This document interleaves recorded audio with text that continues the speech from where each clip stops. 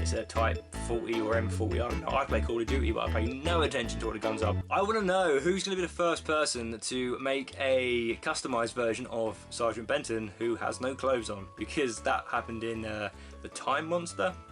What is up, everyone? Welcome back to another episode of me reviewing these amazing B&M sets that have just been released. In today's video we're going to be taking a look at the Claws of Axos set, which contains not only the Brigadier, not only just Captain Yates, but also the great Sergeant Benton. So we have two sets here, one that I'll keep in its packaging and the other, of course, I'll be opening right now. Let's do this.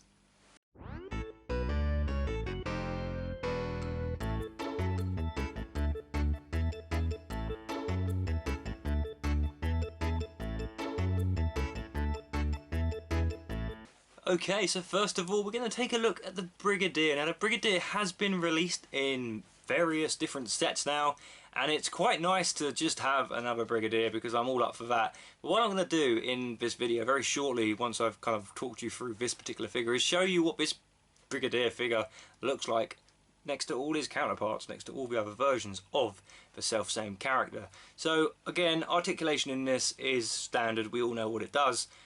The best thing about this figure, in my opinion, is it comes with an accessory, which is awesome. And again, the face sculpts on these figures, I feel like they're getting better and better. Maybe I'm just kind of tired because I've driven over 100 miles to basically track all these down.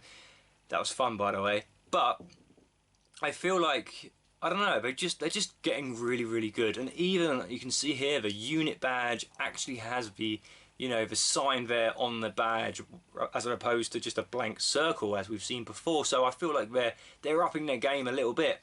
From behind it is a bit strange because obviously the seam there where the jumper's been kind of glued together. But let's face it, no one ever displays their figures backwards, so it doesn't really matter. And it's also a bit of a shame that the gun doesn't fit in the holster, because you don't necessarily want a Brigadier to always be holding the gun, and as soon as you let the gun go, you end up probably hoovering it up or losing it. So just be mindful that the gun, unless you know you want to hold it in his hand, there's nowhere else to kind of put it. But it's a minor gripe, let's be honest. Okay, so here is my Brigadier Army. Like literally this is a Brigadier Army. I believe I'm missing one, forgive me, I can't remember which set it came from. And also there's a slight variation version of this one, just a different kind of colour, which is up on another shelf, and it is so similar it's not worth kind of showing. But we've got this one, I'm going to be confused now, we've got this one here, which came originally with the Claws of Axos set, and then we've got my favourite one, which is this one here. This is from the Demons, and I think it's from the Demons anyway, I get so confused. And then we have this one here, of course, which is the new one from today's set. Now what I want to show you is I want to put these two down and show you these two here side to side. So they are very similar. Pretty much the only difference really is the fact that the gloves are now red rather than black, which I believe is more screen accurate. Been a while since I watched Claws of Axos, but I just think the red definitely pops more than the black. So I guess the Brigadier is like, you know, gonna be like, well, so yeah, that's pretty much the only difference. Although having said that, there is a difference in colour there as well.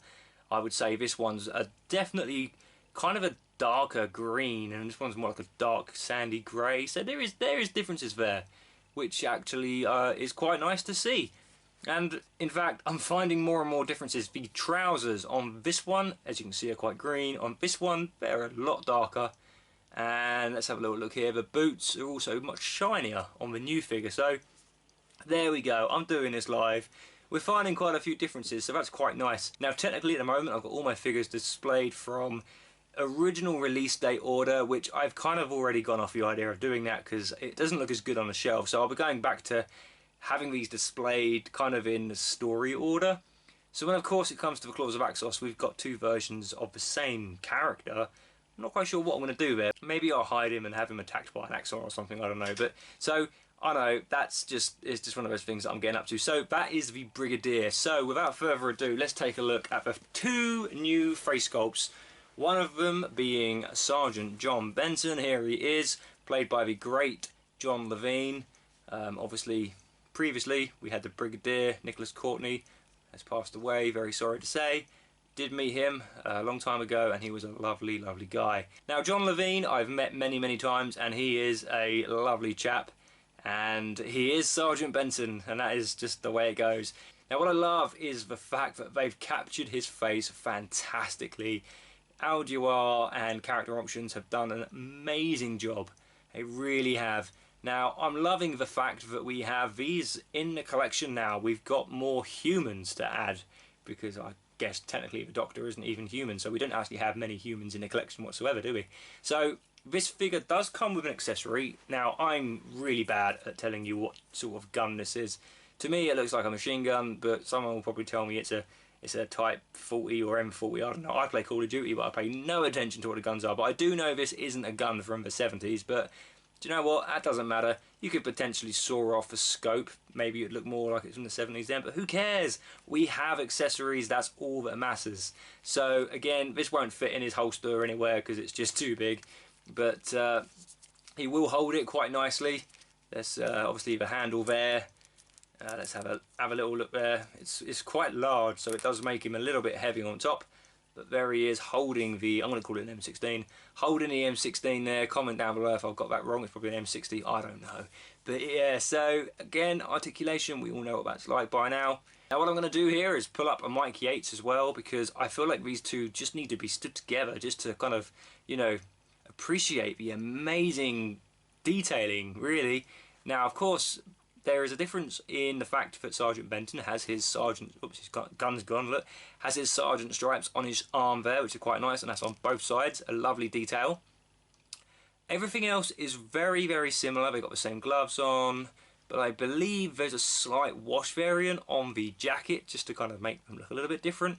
So that's quite nice, but one thing I've noted on the back of mine, that if you see on the top there, or the bottom, sorry, of the hat, there's a dink. Now I'm not sure if that's a factory mess up or not. I think it probably is, to be honest. Again, not too bothered because it's at the back, but just be, well, you can't really be warned, can you? Because like I say, when you buy the figures, they're going to be like this. So when I actually did rummage through B&M and find these sets, I did make sure that, you know, the paint apps are okay. And I'll be honest with you, I didn't find any that had dodgy paint apps.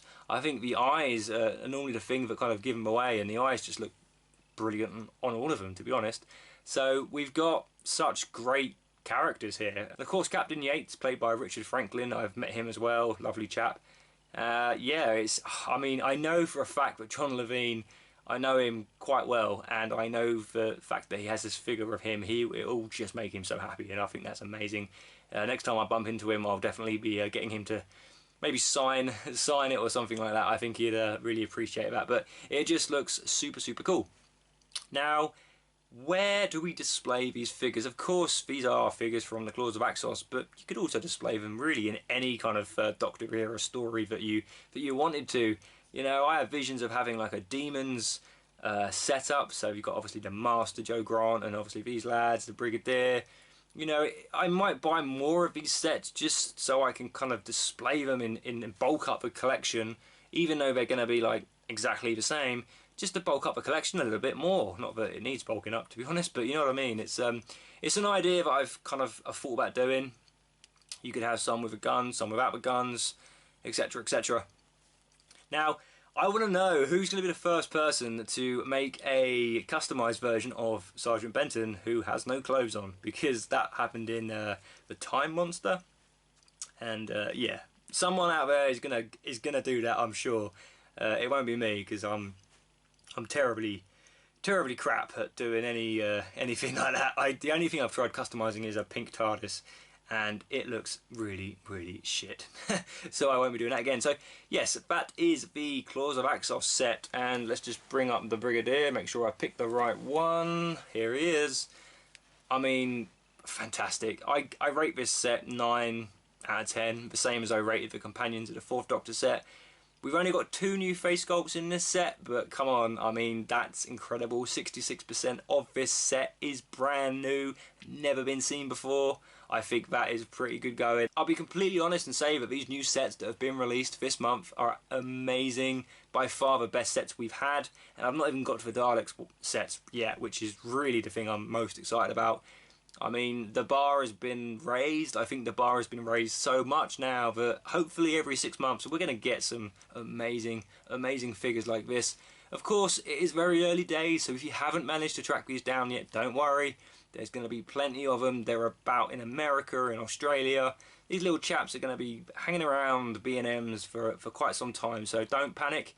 I've noticed a lot of Monster Apelodon TARDIS sets as to the third Doctor. They're still in most of the B&Ms near me, so if they're still hanging around, these will also be hanging around. Don't worry about it. I'm only a little bit concerned, only because I haven't managed to find any yet, about the Dalek sets, but apparently they seem to be more kind of up north, and they're trickling their way down to the south and Midlands of this great country of ours. So thank you for watching, and I will see you all again very soon for another review. And, well, you have to wait and see which ones I choose to review in that video. So take care, and thank you very much to all my patrons, and thank you to everybody else who subscribes to my channel. I love you all. Take care, and goodbye for now.